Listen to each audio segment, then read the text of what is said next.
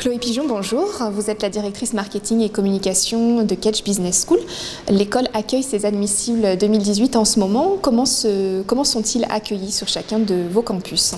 Alors, on a à peu près la moitié des candidats qui va passer ses oraux à Bordeaux et l'autre moitié à Marseille.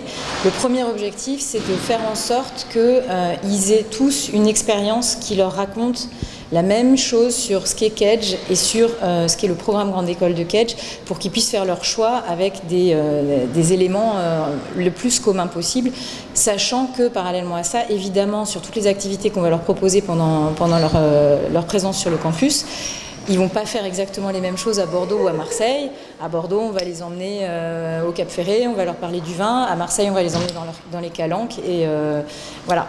Un élément nouveau cette année qui est important, c'est que, en plus de toutes ces activités, en plus des conseils et de l'encadrement qu'on peut leur donner pour qu'ils soient dans de bonnes conditions avant de passer les entretiens, on leur donne la possibilité de rencontrer les gens de l'école qui vont les accompagner en plus des cours, c'est-à-dire ils vont pouvoir rencontrer les gens du service international et leur demander comment ça va se passer quand ils vont chercher un échange, un stage, etc. Ils vont rencontrer le Student Office qui s'occupe de toutes les questions qui peuvent se poser en matière de service à l'étudiant. Ils vont rencontrer aussi l'équipe qui travaille sur l'entrepreneuriat, etc., etc.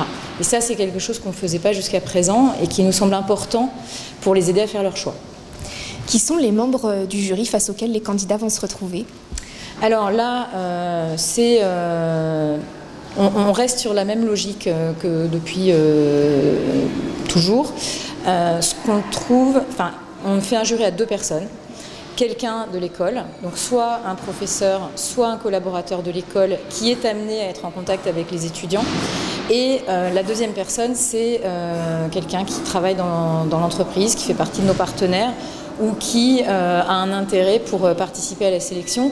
L'idée derrière ça, c'est d'avoir à la fois quelqu'un qui connaît l'école de l'intérieur et qui sait ce que c'est que de fonctionner avec des étudiants, et d'avoir quelqu'un qui va incarner les attentes de l'entreprise demain pour s'assurer une bonne sélectivité.